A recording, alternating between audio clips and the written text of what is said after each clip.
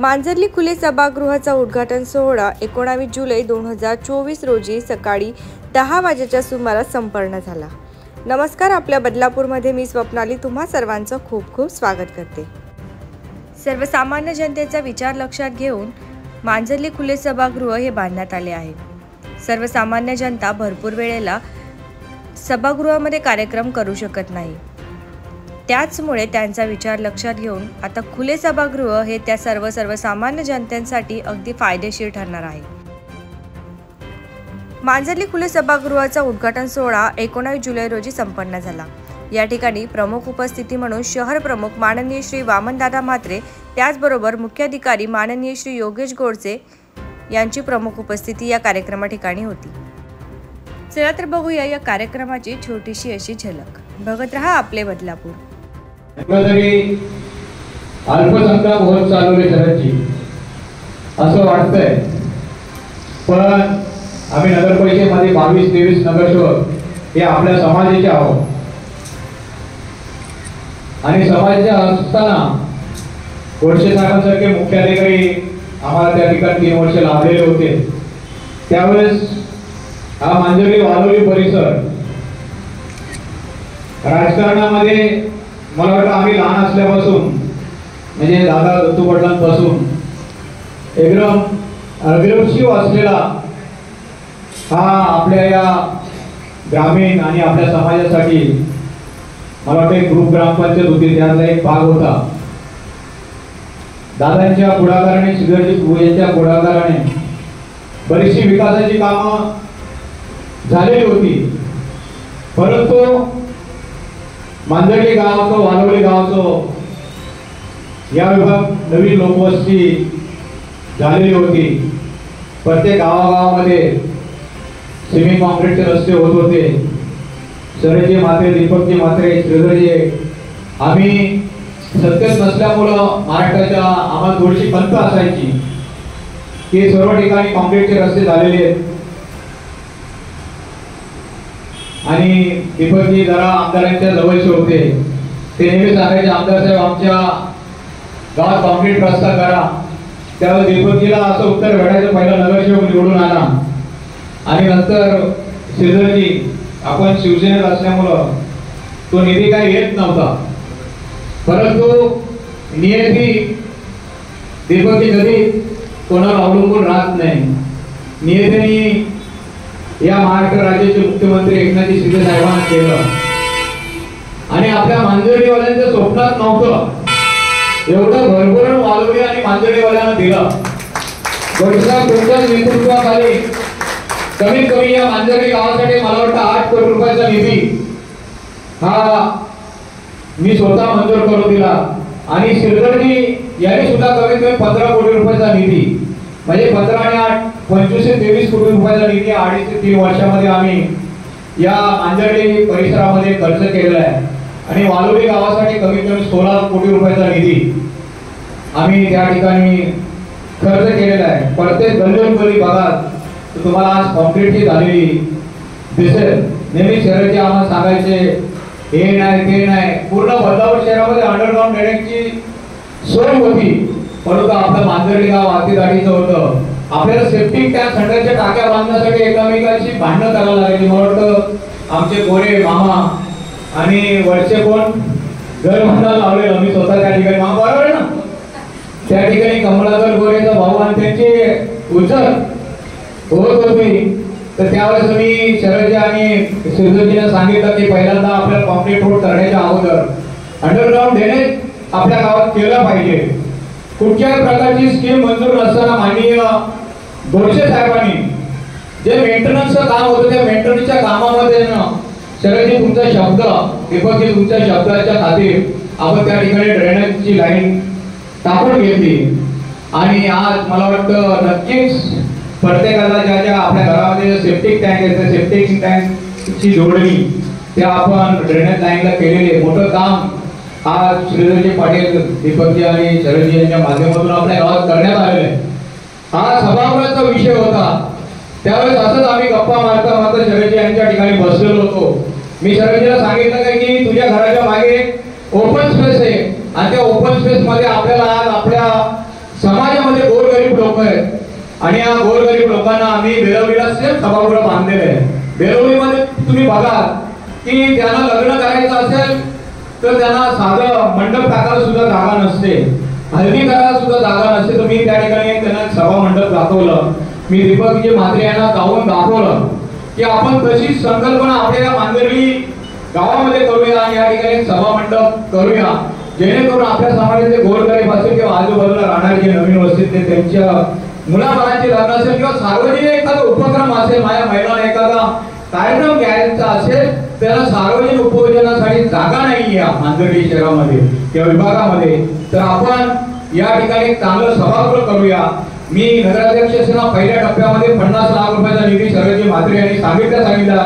श्रीधरजींची NOC घेते, कारण की ते सुद्धा एक जे नगरसेवक होते आणि मला शरदजींचा असा प्रस्ताव आहे आणि त्या प्रस्तावाला आपल्याला त्या श्रीधरजी कधीच मी आणि त्यांचं आमचं दोघांचं एवढं चांगलं ट्युनिंग आहे की त्यांनी सांगितलं बिनधास्त त्या ठिकाणी कर. तर त्यावेळेस आम्ही पहिल्या टप्प्यामध्ये 50 लाखाचा निधी या ठिकाणी दिला.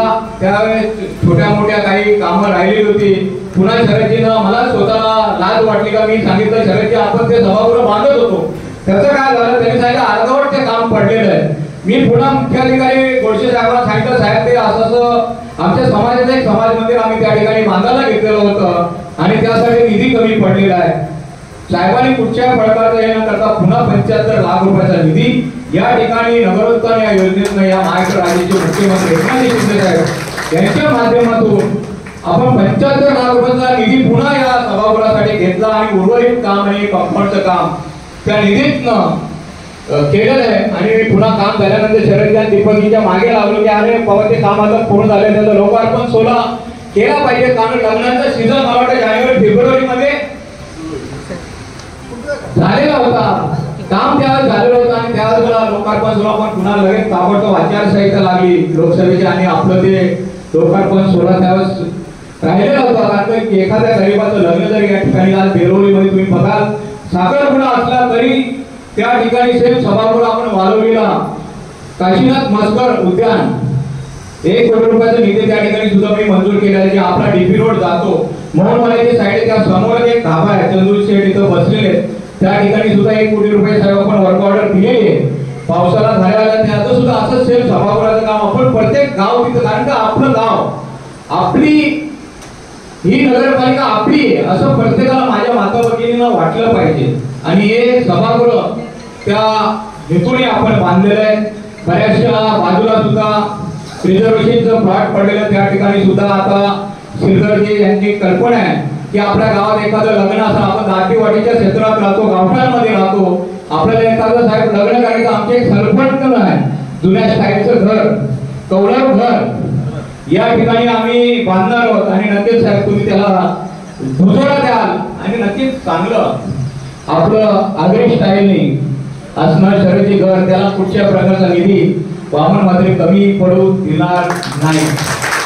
कारण का आपल्या सर्वांच्या आशीर्वादानं बघा आपण एकामेकाचे नातेवाईक आहेत, नाते होते. आपल्याचाच एक छोटासा आपला भाऊ एक नगरसेवक नगर आमदार झाले, आम्ही नगरसेवक नगराध्यक्ष म्हणून बसलेलो आहे, पण हक्काचं आमदार पद सुद्धा आता आपल्या कुटुंबामध्ये मांजरे गाव का आम्हाला साहेब हे नाही, आमची आईची आई बाजूचे सर्व नात्याबद्दल आम्ही आहोत.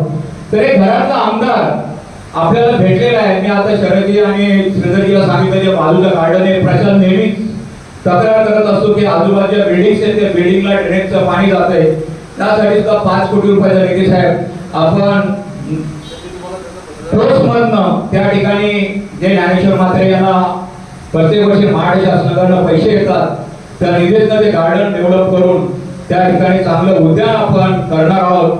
तसंच विद्यापीठ आहे, मी रघुनाथजी पाटील साहेब यांचं जेव्हा 13वा होता त्यावेळेस आपलं या परिसरामध्ये पंचकृषीमध्ये त्याचं चांगलं भरीव काम होतं.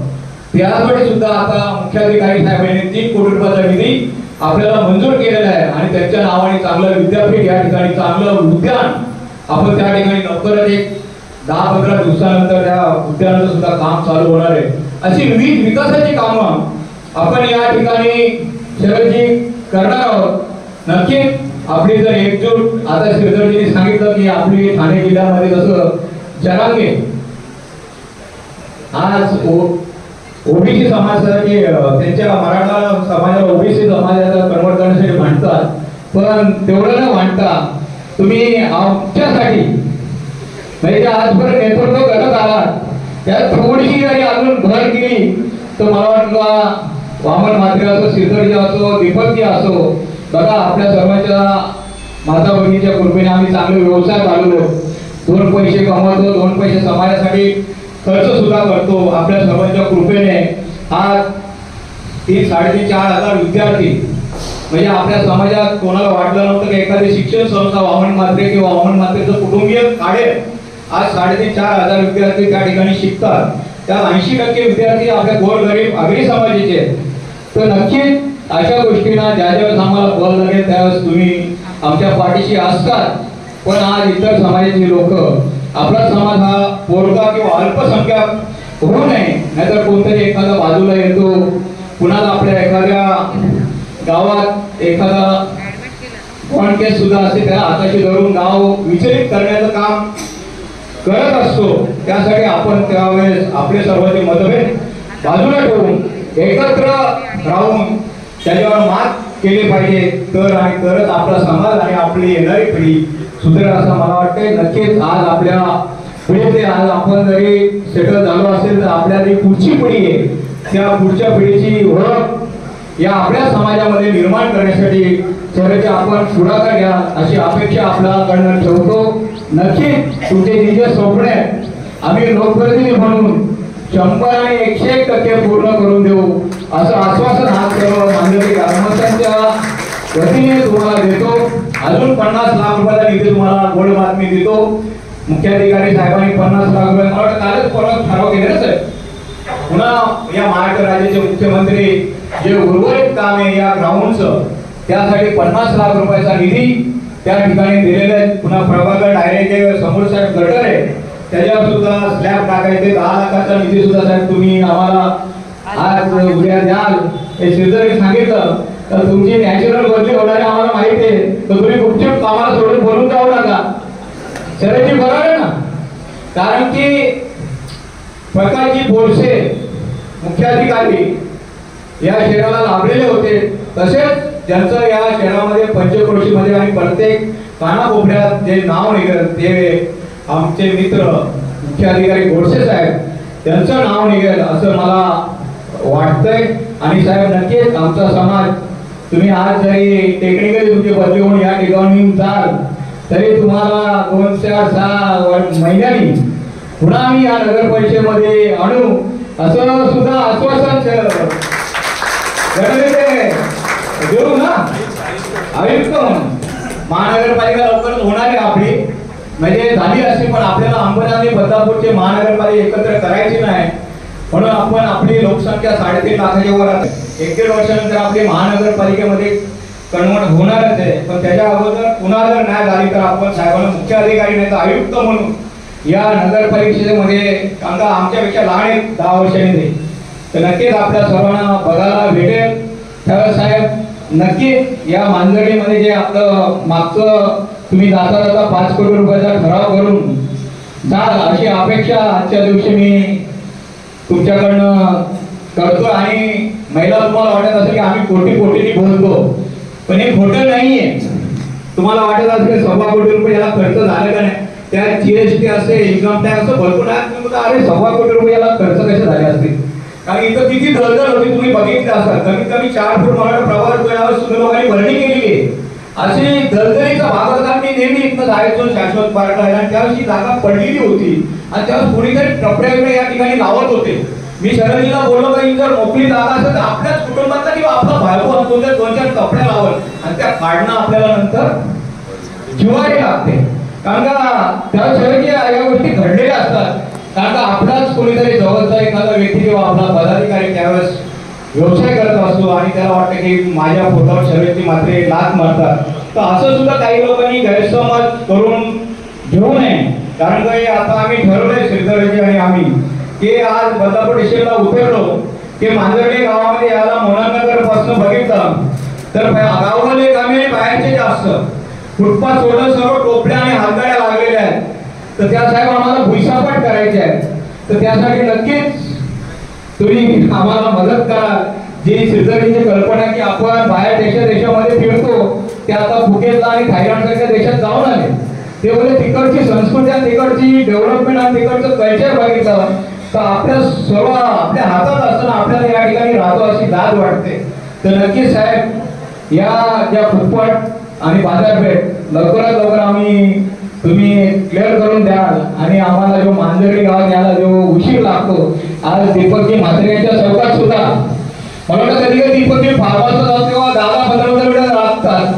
तर प्रत्येकाने सामंजस्यपणाने आपल्या पण स्वतःच्या काही असतील त्या आजूबाजूला करून घेतल्या तर नक्कीच आपलं घर स्वच्छ असेल तर आपण दुसऱ्यावर टीका करू शकतो. म्हणून मी थोडंसं आपला समाज आपण एका कुटुंबातले म्हणून बोलतो की आपण जर स्वच्छ राहिलं तर लोक आपल्या चांगल्या नजरेने आपल्याकडे बघतील. म्हणून आपला परिसर हा आपण स्वच्छ ठेवला पाहिजे. कारण बदलापूर शहर हे स्वच्छतेच्या बाबतीत कुठेही मागे नाही. आपले नगरसेवक एवढे जागरूक आहेत की ते स्वतः 7 वाजता आम्ही इथं कधी 7 वाजता उठत आणि साफसफाई जात पण नाही. पण श्रीधरजी पाटील बघत असेल ते कळले तरी सकाळी 7 वाजता पाणी आलंय का नाही, साफसफाई झाली का नाही, एवढं बारीक लक्ष श्रीधरजींचा साफसफाईकडे असतो. पुन्हा जो कचरा संकलित केला जातो त्याचा कंपोस्ट खत मध्ये कसं निर्मिती करता येते त्यासाठी त्यांनी आपल्या या विभागामध्ये प्रोजेक्ट सुद्धा राबवलेले आहेत. तर नक्कीच हे आदर्श मांजर्ली गावचं कायमस्वरूपी राहावं. तसंच आमची एक चर्चा झाली आणि तुम्ही आज सर्व त्या ठिकाणी गावाले की आपली जी पारंपरिक मशालभूमी आहे ती हलवायची नाही. मुख्याधिकारी साहेब असा ठराव या ठिकाणी झालेला आहे. कोणी काही येते बायोडेस्मोरनं आमच्या इथे आले ते सांगतील मशालभूमी त्या ठिकाणी हलवा तर ते आमचे स्थानिक लोक काय करून देणार नाही. तू बायोडॅमची नाही तू सांगेल कोणतरी आला आणि काय तर ज्या आमच्या स्थानिक भूमिपुत्रांच्या ज्या जागा आहेत आणि ज्या परंपरा आहेत त्या परंपरेला या बदलापूर शहरामध्ये कुठल्याही प्रकारचा धक्का लागून नगरपालिकेकडे देणार नाही असं सुद्धा आश्वासन शहराची आपल्या नेतृत्वाखाली आपल्या सर्व ग्रामस्थांना देतो. आणि आज या मोठ्या खासा मठामध्ये या सभागृहाचं लोकार्पण झालं. तुम्ही फक्त हात द्या, तुमच्या जो शब्द तुम्ही तुमच्या ग्रामस्थांना द्याल किंवा आपल्या ज्या अभिन समाजाला द्याल तुम्ही आम्ही श्रीधरजी असो, मी असो, चेतनजी असो, मुख्याधिकारी असो, जे आपले सर्व पाठी राखेल ते पूर्ण केल्याशिवाय राहणार नाही असं आश्वासन आपल्याला देतो आणि या ठिकाणी थांबतो. जय हिंद, जय महाराष्ट्र.